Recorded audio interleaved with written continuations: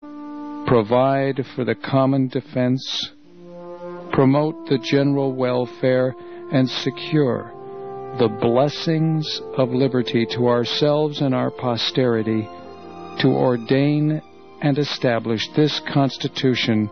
CINN stations in Alt salutes our troops. Whether you're for the war or against it, they're still there. These men and women deserve more than our support. They deserve the comfort of home. Send a military care package today. Just type military care package into a search engine. Point and click. Let's show our troops we care. This message from CINN stations in Alt, wishing Godspeed to our fighting men and women and thanking them for their triumphs and their sacrifices. The Beth Messiah Congregation invites you to come and experience a Messianic Roots biblically based congregational fellowship as we observe God's Shabbat in Messiah Yeshua. Praise and worship services begin at 10:30 a.m., followed by an Oneg Shabbat meal mid-Rosh and fellowship. Beth Messiah Congregation is located at 8333 Acoma Way in North Denver. You can find out more information by calling 1-800-205-6245. Everyone's welcome, so join us this Shabbat. And Shabbat Shalom, good Sabbath.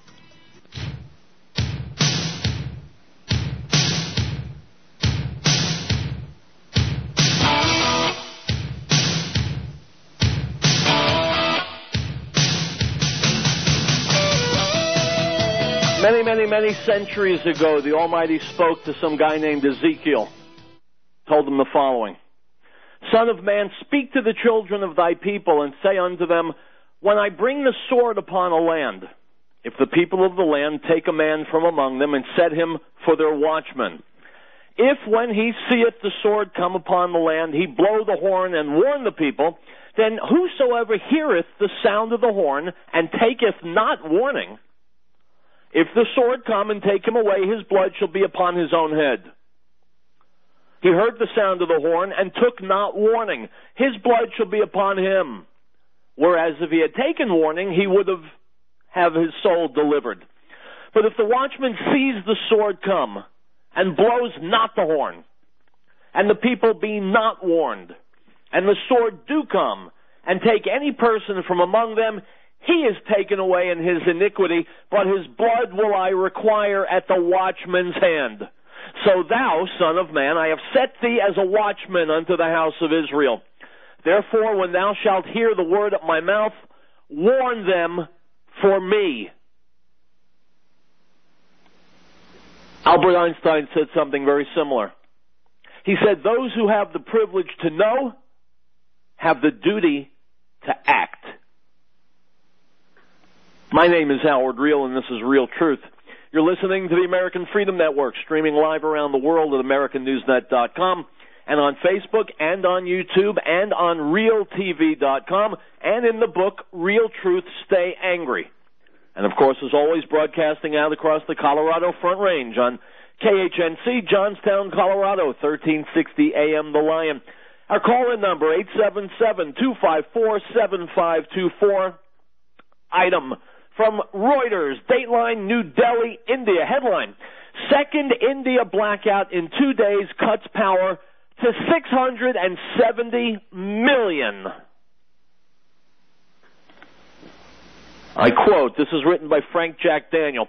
Grids supplying electricity to half of India's 1.2 billion people collapsed on Tuesday, trapping coal miners, stranding train travelers, and plunging hospitals into darkness in the second major blackout in as many days.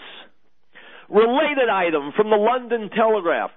EU data agency Eurostat said the seasonally adjusted rate was the same as an upwardly revised May toll, but noted that another 123,000 people lost their jobs going into the European summer, bringing the total to nearly 18 million, more than 2 million up on a year earlier.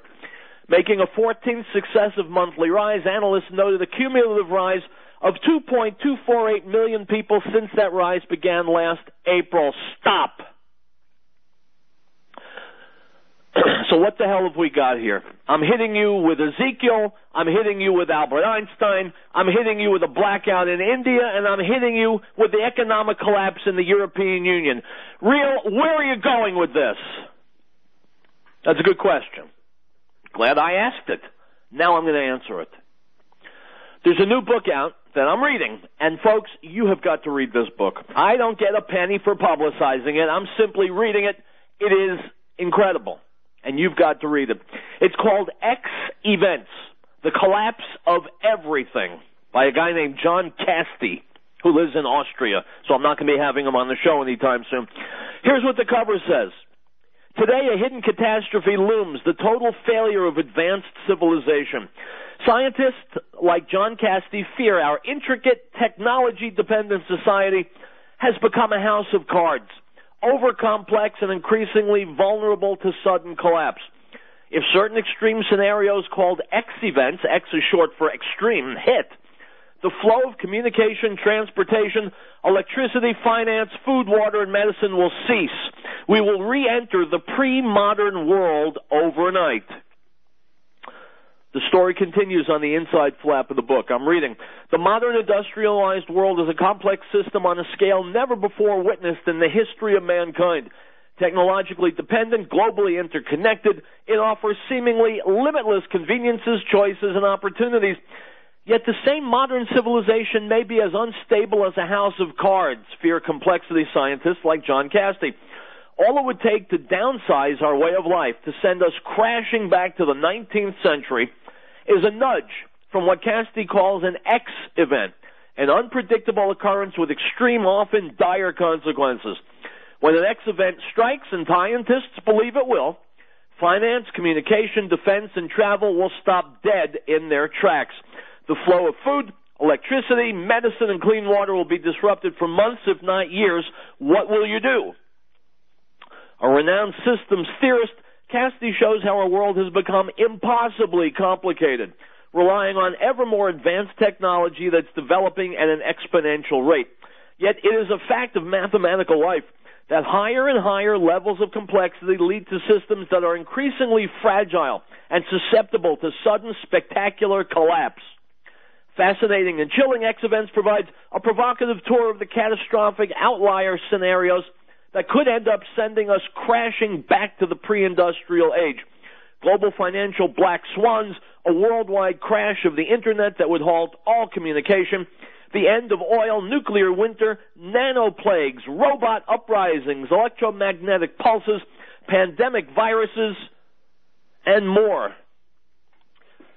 My friends, I am not a publicist for this book or for John Casti, but I am here to tell you, we have built a house of cards, which is why a mechanical breakdown in India can plunge 670 million human beings into darkness, which is why the European Union is collapsing, and it's going to take us with it, and it's going to take the whole world with it, because we have created exactly what John Casti has said, an interwoven, interconnected, amazingly complex system that cannot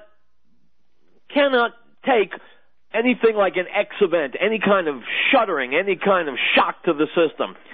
We see what happens when the shock like that comes with Katrina or in Japan or the EU or you name it.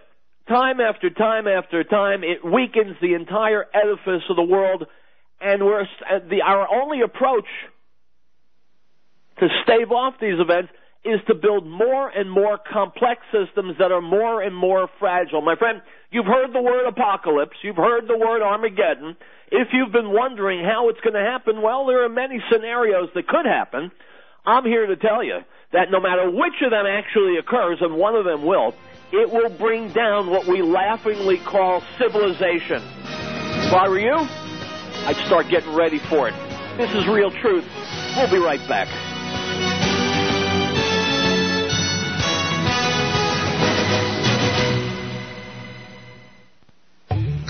The Lord brings the counsel of the nations to nothing. He makes the plans of the peoples of no effect.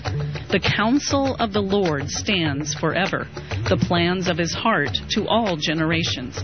Blessed is the nation whose God is the Lord, the people he has chosen as his own inheritance. Psalm 33, verses 10 through 12. No state shall enter into any treaty, alliance, or confederation, grant letters of marque or reprisal, coin money, emit bills of credit, make anything but gold and silver coin a tender in payment of debts, pass any bill of attainder, ex post facto law, or law impairing the obligation of contracts, or grant any title of nobility. Article 1, Section 10.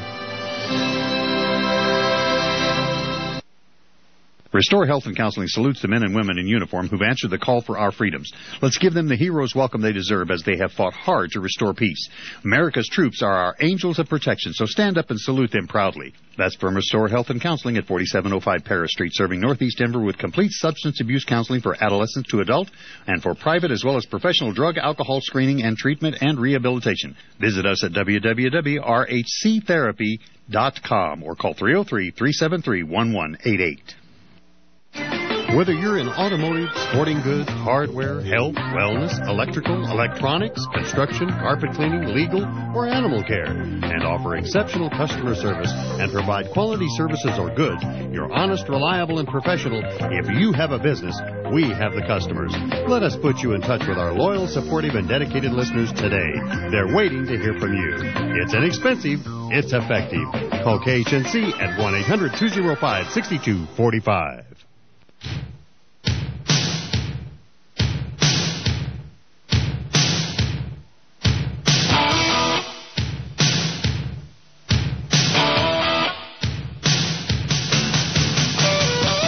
Welcome back to Real Truth. Howard Riell presiding. My friend, something very, very disturbing is happening in Anaheim, California. I hope you've been following it in the news, and I will guarantee you right here, right now, that the news isn't reporting half of what's happening there. Fortunately, and I say it with my voice dripping with irony, fortunately we've got news outlets like, of all things, Russia Today, which is reporting on what the hell is happening in Anaheim. Let's listen. You need to know this. Something is happening in Anaheim, California, despite a complete blackout from the corporate mainstream media. Take a look at some of these pictures by award-winning investigative journalist Amber Lyons from Anaheim over this last weekend. When we hear terms like militarized police, this is kind of what comes to mind. Officers decked out in full military gear as though they're about to be deployed to Afghanistan. So what's behind this? Why are militarized police on patrol in Anaheim? Well, Sunday marked the 9th straight day the local citizens took to the streets to protest police brutality. It's been 9 days since police shot an unarmed man, 25-year-old Manuel Diaz, in the back of the head, killing him. And since that shooting, the streets of Anaheim have been the scene of mostly peaceful protests that have at times turned violent in response to heavy-handed police crackdowns. Last week, this, for example, was the scene in Anaheim as police in riot gear fired projectiles like beanbags and pepper balls indiscriminately into crowds of people. 24 people were arrested that night. Storefront windows were smashed and fires were started. And last night, as hundreds poured into the streets for a peaceful march and ceremony for Manuel Diaz, they were once again met with the Anaheim police, equipped with full military gear. 9 people were arrested on Sunday. For the latest out of Anaheim, here's Amber Lyons, award-winning investigative journalist and filmmaker. Amber, welcome to the program. Hi, thank you very much for having me on. Pleasure to be here. Thanks for joining us. Based on your reporting, the streets of Anaheim look like scenes from another country. How are the citizens there dealing with it? Well, I think overall, yesterday there were a lot of outside protesters who came in to protest. But earlier in the week, we saw a lot of anger on the streets from citizens who actually live in Anaheim about this officer-involved shooting. There's definitely a disconnect you feel out there between the residents and the police force. The majority of Anaheim, if you know anything about the demographics here, is of Hispanic population, whereas the majority of the police force are Caucasian. So there is a little bit of a disconnect there. How has this situation evolved over the last 9 days, from the shooting of Manuel Diaz to yesterday's show of force? Well, yesterday, like I was saying earlier, there were a lot of outside protesters from different areas, but toward the end of the night, things really calmed down, and that's when we saw less of a police presence on the street. We pulled up to a candlelight vigil for Manuel Diaz in his neighborhood, and the locals took over, saying that they'll They don't need the police to show up. They'll take care of it. They'll run traffic control and make sure that everyone's safe. And even as a journalist, when you got out of your car, this is the first time we've been covering this for about a week, that we got out of our car and we didn't see a police presence, you really felt there was more tranquility in the air, and it was a lot more peaceful because you didn't have that agitation of seeing officers in full military SWAT standing out in lines blocking off the street. We had Tim Pool, who you've been working with in Anaheim, on the program last week, and he described the city as a powder keg. Is that volatile mood still lingering? A little bit. You find definitely pockets of that anger in this area, which could be potentially exacerbated if there is another officer involved shooting. We were out on the streets, Tim Pool and I, on Tuesday night, and that's when we ended up getting caught in the line of fire just walking down a regular busy street. Police started firing riot control weapons, and some of those weapons also, where we were almost hit, they also almost hit or did hit pedestrians. And so you can imagine they are now holding more anger or more frustration with police as well. So if something were to happen and another spark, we could see more riots in Anaheim. But last night, when everything ended, it was very much a calm mood on the streets, Tom. My friends, do you believe in prophecy? Forget prophecy. Do you believe in self-fulfilling prophecy? That's a little easier to believe in. The military transfers its equipment and technology to civilian law enforcement. Civilian law enforcement gets radicalized, militarized. They get heavy-handed. They're free with the tasers. They're free to shoot. They're free to beat the crap out of anyone they want. Why? Because they're preparing for civil unrest. So what's the result of all this activity by civilian authorities? Civil unrest. Self-fulfilling prophecy. Are the people in Anaheim angry? You bet they're angry. Why? What do you think? It's Nazi Germany in Anaheim, California. If you exercise your constitutionally protected right of free speech and free assembly in the streets, you're liable to be shot, clubbed, arrested in California. Not Moscow. Not Saigon. Not Berlin. Anaheim. Anger? Baby, you ain't seen nothing yet. You haven't yet seen Americans get angry. Item from Breitbart. The Obama administration, trying to dig itself out of a hole with American Jews, just inadvertently dug itself in even deeper. Today, Mitt Romney spoke in Jerusalem, where he attributed the Palestinian economic stagnation to cultural issues. But that wasn't the bone of the Obama. That wasn't the bone the Obama administration had to pick with Romney. Instead, the Obama administration said that Romney's comments wouldn't allow America to be seen, quote, as an honest broker. Romney fell off the tightrope pretty dramatically, unquote, said the Obama administration. These were the words of Colin Kahl, an Obama campaign foreign policy advisor, direct from the Pentagon. The same Pentagon that has routinely leaked Israeli national security information that would allow the Jewish state to strike Iranian nuclear facilities. The Israeli-Palestinian issue, said Kahl, was, quote, extraordinarily complicated and delicate issues and is not something you can just wing it on or expect not to make some big mistakes, and Governor Romney made a big one, unquote. Wrong. We made a big mistake. We, America. We voted for someone we didn't even know for president. We voted for a fluent liar. We voted for someone with major secrets and major money behind him. We fell for the word change. Oh, we've gotten change. How's it taste?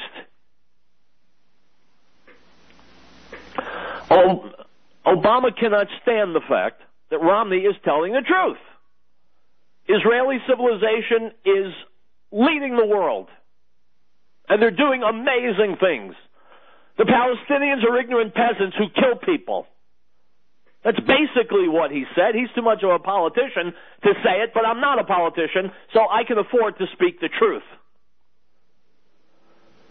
The Obama administration, which has sided squarely with the Arab/Islamic regimes around the world and come out as the most anti-Semitic regime since Jimmy Carter, they feel that by speaking the truth, Romney prevents America from being an honest broker. Hold it.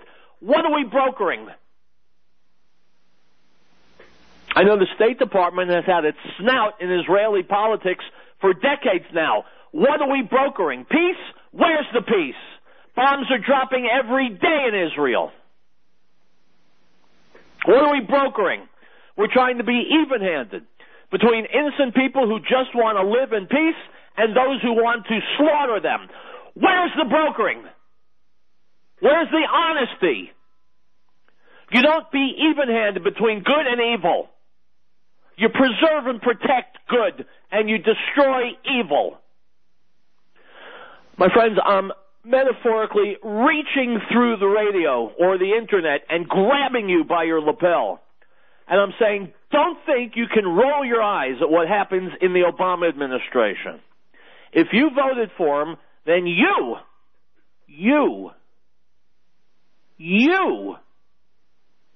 have a share in the desperately destructive and even evil things that it is doing. If they are favoring murderers and terrorists in the Middle East and elsewhere, you, the Obama supporters, share the blame. If innocent people are being killed because Obama is willing to send Hillary Clinton to sit and talk reasonably with the Muslim Brotherhood, which is a vicious terrorist group, and if you voted for Obama, and if you plan on voting for him again, I'm not speaking metaphorically now, you share the blame. No politician has power unless we give it to him. I know I sure as hell didn't give it to him. My conscience is clear. But if you're thinking for a second of voting for Obama again, and if you're a religious person, you better get your head out of your butt fast. Because if you think he has sabotaged this country and its foreign policy and our good ally Israel, in this first 3.5 years, you ain't seen nothing yet. You give him another 4 years and we will have, God forbid, everything that we don't want to have. Item from Rasmussen Reports. A new Rasmussen National Telephone survey of likely U.S. voters shows that 45% say the choice between Obama and Romney is one they are excited about. Just as many, 46%, say they will simply be voting for the lesser of two evils this November, unquote. My friends, I'm stunned. Stunned. And I have to call the Rasmussen Group's survey into question. 46% of Americans think that they'll be voting for the lesser of two evils? I don't buy it. I don't buy it. I would expect at least 90% of Americans to say that. Why am I going to be voting for Romney? Because I've got to get Obama out of office. He's been the most destructive president in at least the last century. And so I'm going to vote for Romney. I was not a Romney supporter. I like the fact that he's an Israel supporter, and so I feel better about voting for him. But good Lord, you've got to be free of your sanity to return Obama to the White House. Item from the Associated Press, Dateline, London, England. Police say a man has been arrested in connection to Twitter postings directed at British Olympic diver Tom Daley. Daley's father died of brain cancer a year ago, and the 18-year-old Olympian had hoped to win a medal, quote, for myself and my dad. But he finished fourth on Monday in the 10-meter synchronized platform with teammate Peter Waterfield. Afterwards, a Twitter user sent him several negative messages, including, quote, you let your dad down. I hope you know that, unquote. My friends, the idiot who sent that Twitter, whatever, is a low-life scum. No one who's normal would send that Twitter. But, arrested? You're not getting me. This guy sent a Twitter posting, and he was arrested. Are you hearing me? So the precedent has now been set. He didn't break a law, didn't give away any national security secrets, didn't threaten anyone. But someone raised an eyebrow over a Twitter posting, and now he's in jail. Do you get me? Do you see how dangerous this is? Do you see that we are slipping over the slippery slope? People in Anaheim are being militarized, being brutalized for nothing. In London, this guy's been arrested for nothing. We're living in amazing times. We're living in scary times. You don't have to look for trouble. It comes to find you. I thought that was my specialty. Turns out a lot of people are getting into the act. If we can arrest someone for sending what is admittedly a stupid and insulting Twitter, what the hell else can we arrest people for? And why can't you or your family be arrested today? We'll be back. This is Michael up in the control booth. I'm sure you've heard about the fight that erupting around the Christian restaurant chain Chick-fil-A this past week. This company has steadfastly held to their founding Christian principles decade after decade. And when pressed last week, the current president of Chick-fil-A voiced his unwavering support for real marriage, and the homosexual lobby cannot stand it. Since then, they have launched a blistering wave of hateful attacks against Chick-fil-A. Radical homosexuals are determined to break Chick-fil-A's spirit or their business, and the major media has launched story after story denouncing Chick-fil-A for their pro-family stance. Equality Illinois, a major group in the homosexual lobby, has called on its radical allies to assault Chick-fil-A's across the country by creating inappropriate homosexual displays in front of children and families while they eat.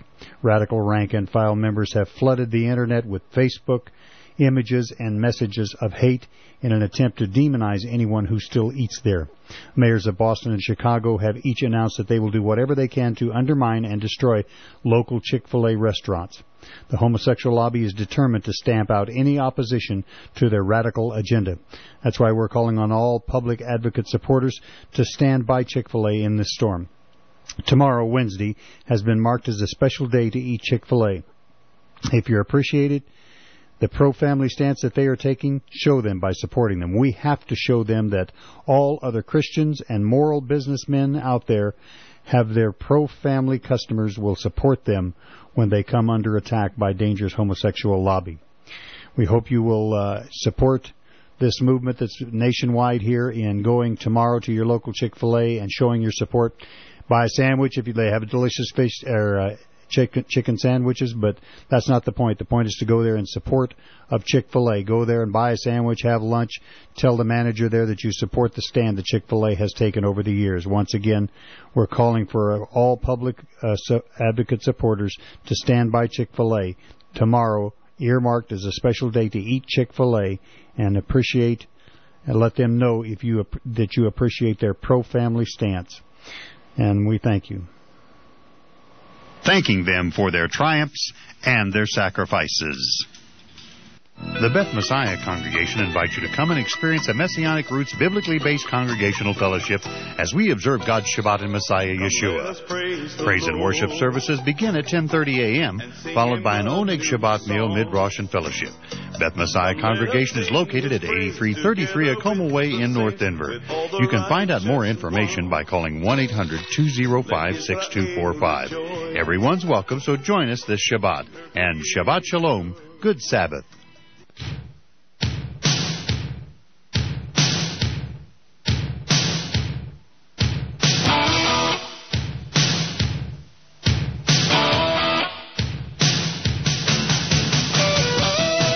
Welcome back to Real Truth. My friends, what if you hated America? What if you wanted America to fail? How would you bring America down? Well, obviously, the first thing you do is vote Obama. Obviously. What else could you do if you wanted America to fail? Well, I've played this video on this show before. I'm going to play it again. You'll find it linked on my Facebook page. If I wanted America to fail, it's scary as hell. Listen. If I wanted America to fail, to follow, not lead, to suffer, not prosper,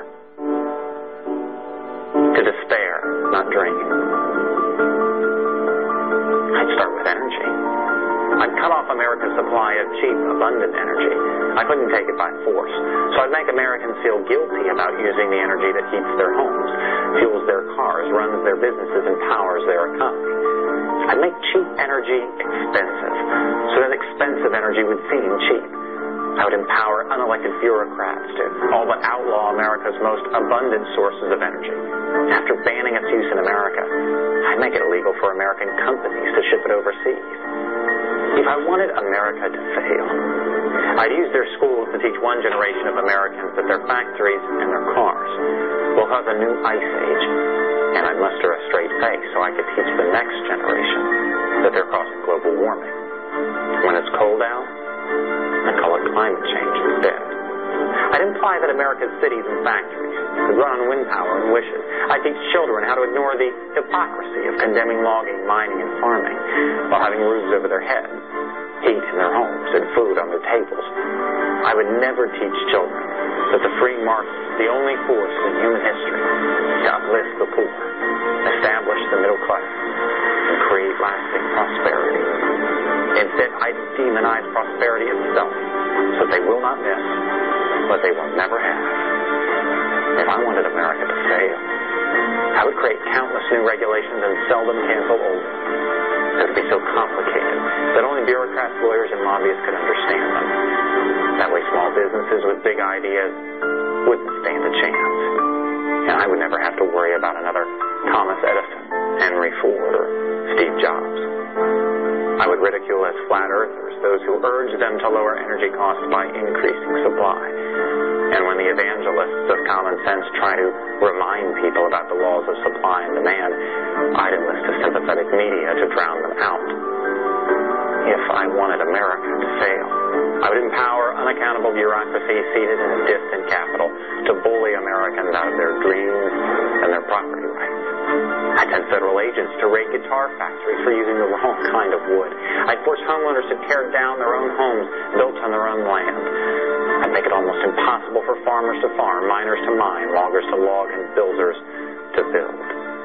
Because I don't believe in free markets, I'd invent false ones. I'd devise fictitious products like carbon credits and trade them in imaginary markets. I convince people that this would create jobs and be good for the economy. If I wanted America to fail, for every concern I'd invent a crisis, and for every crisis I'd invent a cause, like shutting down entire industries and killing tens of thousands of jobs in the name of saving spotted owls. And when everyone learned the stunning irony that the owls were victims of their larger cousins and not people, it would already be decades too late. If I wanted America to fail, I'd make it easier to stop commerce than to start it, easier to kill jobs than create them, more fashionable to invent success than to seek it. When industries seek to create jobs, I'd file lawsuits to stop them, and then I'd make taxpayers pay for my lawyers. If I wanted America to fail, I would transform the environmental agenda from a document of conservation to an economic suicide pact. I would concede entire industries to our economic rivals by imposing regulations that cost trillions. I would celebrate those who preach environmental austerity in public while indulging a lavish lifestyle in private. I convince Americans that Europe has it right and that America has it wrong. If I wanted America to fail, I would prey on the goodness and the decency of ordinary Americans. I would only need to convince them that all of this is for the greater good. If I wanted America to fail, I suppose I wouldn't change a thing.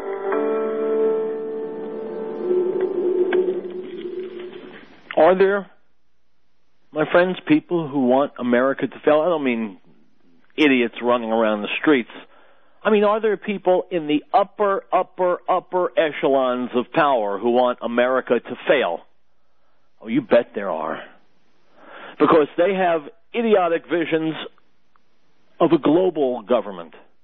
Even as we see the first building blocks of global governance crashing down, we see that global governance isn't even approachable, let alone doable, and yet they will sacrifice you and me and our country and our children's future for some utopian, idiotic vision that they had once.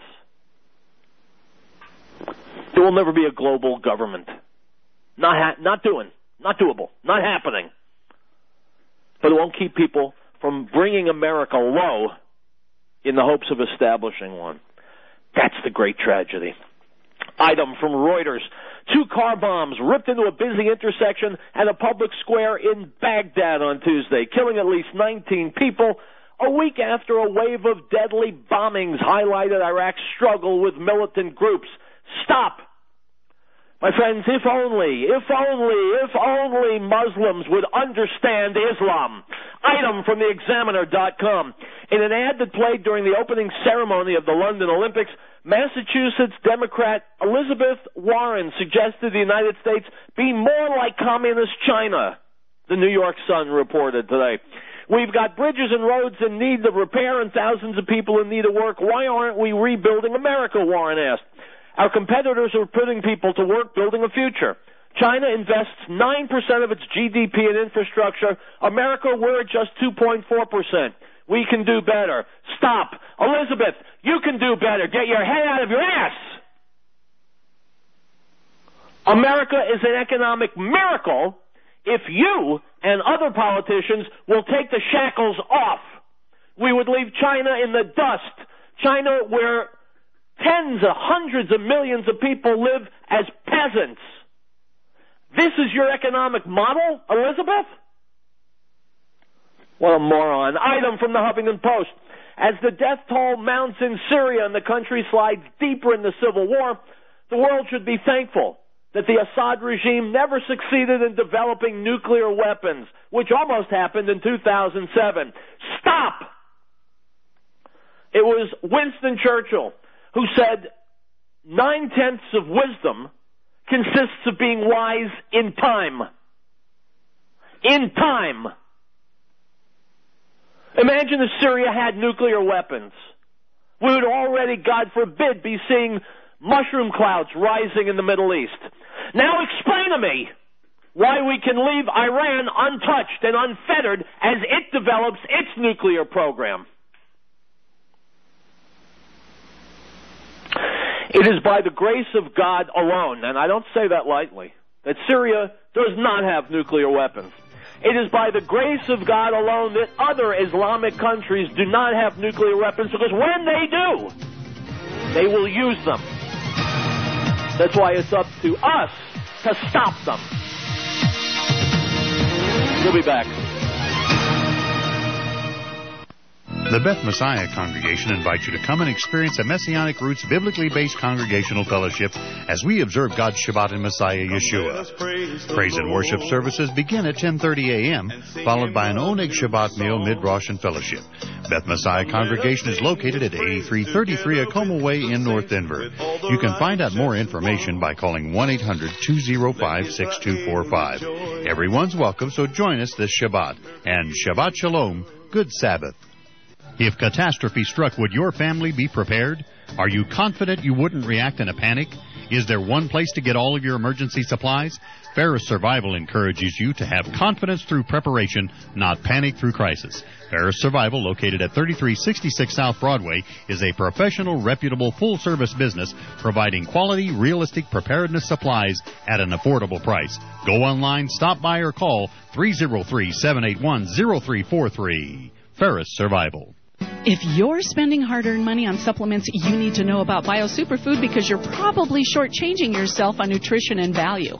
If you're buying products claiming to provide DNA protection from radiation, you're getting ripped off by inferior copycat products because there's no other product developed or researched like Bio Superfood. Bio Superfood is one complete superfood product that addresses radiation poisoning, allergies, arthritis, diabetes, high blood pressure, and other degenerative diseases. Bio Superfood helps digestion, decreases pain and inflammation, inflammation, increases flexibility, improves heart health and brain function.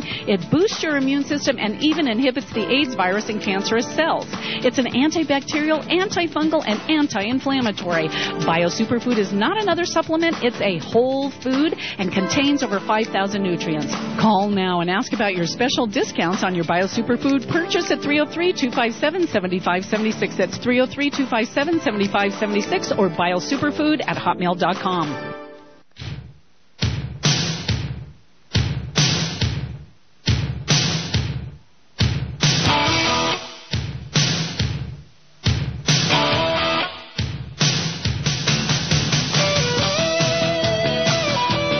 We are back. My friends, forgive my language. I'm about to use a bad word. You ready? Here it is. Nancy Pelosi. I'm going to play a video for you from the Daily Caller. This is Hot Mike with Nicholas Balassi. Okay? It's about Ron Paul. It's about the Fed. And unfortunately, it's about Nancy Pelosi. Listen to this. The House passed Republican Congressman Ron Paul's bill that would allow the Government Accountability Office to conduct a full audit of the Federal Reserve. House Minority Leader Nancy Pelosi was asked if she supports the bill. That bill was covered more territory than I think it should have. I did not vote for it. There is interest in monitoring the Fed from the standpoint of certain of its activities. But if Congress gets in the business of monitoring the Fed in terms of monetary policy, I think I don't think that's a very good path to go down. And I don't know that everyone who voted for the bill was subscribing to that part of the bill. But should the Fed be accountable? Yes. Should they be able to have a discussion about it, about how monetary policy is made? Yeah, I think they should be able to do that. But I don't know that we, Congress and the public, should be completely having a political impact on monetary policy. Are you getting that, my friends? What does the government have to do with monetary policy? Why should the government get involved in monetary policy? What business is it of the public to scrutinize monetary policy? This is what Nancy Pelosi is saying. Can you also almost hear the intro music from Twilight Zone in the background? No, no, no, no, no, no, no, no, no, no, no, no. The Federal Reserve controls America's money. By extension, much of the world's money. She believes we can ask, but we can't ask too much or too often. And we can't insist on knowing what they're doing. Is Nancy Pelosi a poor woman? Does she shop at Kmart and dollar stores? Does she get food stamps? Is she wearing ratty old clothes? You know the answer as well as I do. Nancy Pelosi is rich. And here she is defending the Fed. Is there a connection? I don't know. You think there might be one? All I know is that Nancy Pelosi is the prototype of the politician who is killing this country. Killing it. Speaking of politicians who are killing this country, item from the New York Post. Mayor Bloomberg is pushing hospitals to hide their baby formula behind locked doors so more new mothers will breastfeed. Bloomberg is telling hospitals to hide baby formula. Hide baby formula in order to force more new mothers to breastfeed. What's that, you say, my friends? Yes, this is the same Mayor Bloomberg who only about a week or so ago said that the police of New York City should go on strike until the government collects people's guns. Mayor Bloomberg ran for mayor. I read the news every day. I didn't see that he ran for God, which is good, because Mayor Bloomberg is clueless. Oh, he can make money, and he can make decisions, but the decisions are usually bad ones. He thinks America should be a nanny state. He thinks they should tell us when to breastfeed, what we can drink, what size bottles we can buy. He thinks we shouldn't have guns. You want to do everything but wipe our butts. Hey, Bloomberg, I await your invitation. If you wish, I will wing my way to New York City and meet with you. And you can wipe my butt. Item from Politico. A busload of illegal immigrants has begun a month-long cross-country tour of protests culminating at the Democratic National Convention in Charlotte, North Carolina, according to reports. Approximately 30 men and women departed Phoenix, Arizona on Sunday on a trip scheduled to hit states that have passed aggressive laws against illegal immigration. Stop! These are illegal immigrants. Now, my friends, I know I'm not that bright. I don't claim to be. I know I'm from Brooklyn, okay, and all that. But I have a question. And I'm sure it's a stupid question, but I'm going to ask it anyway. If these people are illegal immigrants, it means they're breaking the law. Why are they not being arrested on sight? I told you it was a stupid question. And I apologize for asking it. But if they are illegal immigrants, they're here illegally, why aren't they arrested on sight? Another stupid question. If they're here illegally, breaking our laws, how do they have the gall to complain about how we run our country? Notice I said our country, not their country. Our country. We are tired of the injustice, said some guy named Fernando Lopez, an illegal immigrant who's originally from Mexico but now lives in Phoenix, according to the Observer. We're tired of the indignity, unquote. Fernando, imagine the indignity of someone coming from another country, illegally breaching your borders, coming and taking away the things that you have paid for, that you and your family could use, and instead illegally taking them for himself and then complaining about the country, complaining about you. That's indignity. My friends, again, I'm a kind of a guy who opts for simple solutions. Not simplistic, but simple solutions.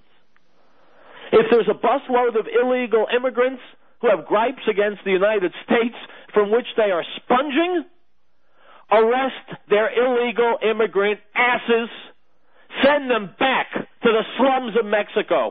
Item from BeforeIt'sNews.com.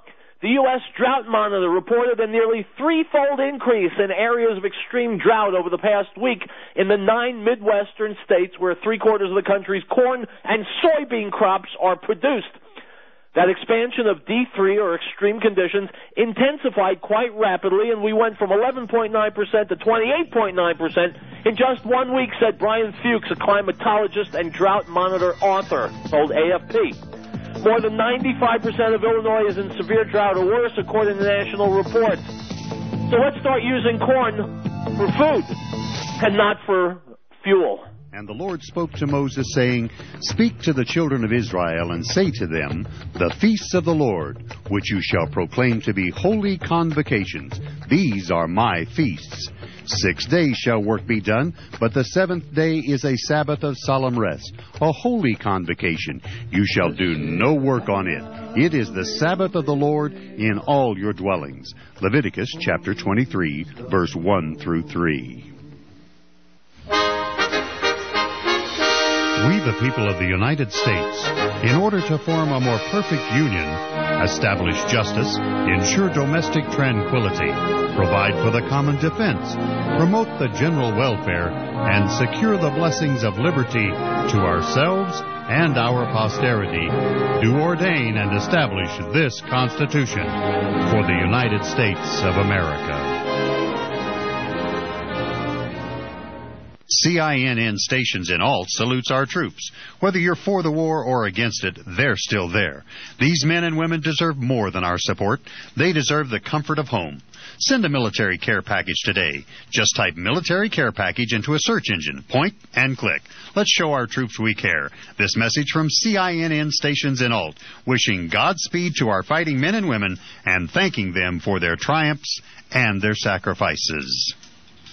Restore Health and Counseling salutes the men and women in uniform who've answered the call for our freedoms. Let's give them the hero's welcome they deserve as they have fought hard to restore peace. America's troops are our angels of protection, so stand up and salute them proudly. That's from Restore Health and Counseling at 4705 Paris Street, serving Northeast Denver with complete substance abuse counseling for adolescent to adult and for private as well as professional drug, alcohol screening and treatment and rehabilitation. Visit us at www.rhctherapy.com or call 303-373-1188.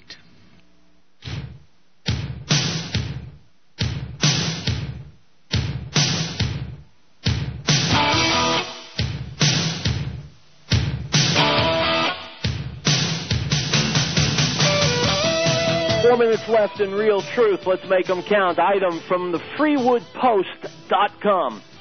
Late last night, the mysterious group of hackers known as Anonymous successfully hacked the main database for the Internal Revenue Service. The group appeared to have a singular target, Republican presidential nominee Mitt Romney. Romney's been criticized by both parties for his failure to produce more than one past tax return. According to Ann Romney on ABC's Good Morning America, they had no intention of ever disclosing the contents of those returns. We've given all you people need to know and understand about our financial situation and how we live our life. Anonymous, however, seems to have thought that we, the people, might want to know a little more about the man who seeks the White House. The Anonymous attack successfully retrieved 25 years' worth of Romney's tax returns and published them without permission on major websites throughout the Internet. The majority of these websites removed the returns within minutes. However, it was too late to completely protect the candidate's already tainted image. We at Freewood Post were able to examine Romney's 2008 tax return and found that he had good reason to fear its release. The 2008 return paints a picture of an extraordinarily wealthy man whose low tax rate and bizarre itemized deductions will surely raise many questions as to his suitability to be president. Unquote. My friends, I am giving a standing ovation, one-man ovation, to Anonymous. If someone wants to be president, they owe us full transparency. It is a slap in our face, in our national collective face, to say, I'm not showing you my tax return. You want the White House, man, you better cough up every tax return. I cheer, I applaud what Anonymous did, and I hold it as a strike against Romney that he's being so secretive. Never before in our history has transparency been more important. So once again, my hat is off to Anonymous. Item from the Associated Press. Dateline D.C. The U.S. Postal Service is bracing for a first-ever default on billions in payments due to the Treasury, adding to widening uncertainty about the mail agency's solvency as first-class letters plummet and Congress deadlocks on ways to stem the red ink. With cash running perilously low, 2 legally required payments for future postal retirees' health benefits, $5.5 billion due Wednesday and another $5.6 billion due in September, will be left unpaid, the mail agency said Monday. Postal officials said they're studying whether they may need to delay other obligations. In the coming months, a $1.5 billion payment is due to the Labor Department for workers' compensation, which for now it expects to make, as well as millions in interest payments to the Treasury. The defaults won't stir any kind of catastrophe in day-to-day mail service. Stop! Day-to-day mail service is the catastrophe. The post office has always been a joke, a horror. They lose money, more money than God himself comes away with on payday. They have always run in the red. And the only solution that our leaders, quote unquote, have is to throw more money at them, bail them out. Bail out the post office, bail out the banks, bail out the European Union, bail out, and the fools who are giving away our money don't realize that a day of reckoning is coming, and soon. Soon. The post office is a disaster. The politicians who are propping it up are disasters. What are you and I facing in the months ahead? We're facing economic disaster. I'd like to leave you on a happier note than that, my friends, but I haven't got one. It's just the way it is. I'll be back tomorrow with more sobering realities of life in America in the 21st century. I'm Howard Riell. Hasta lumbago.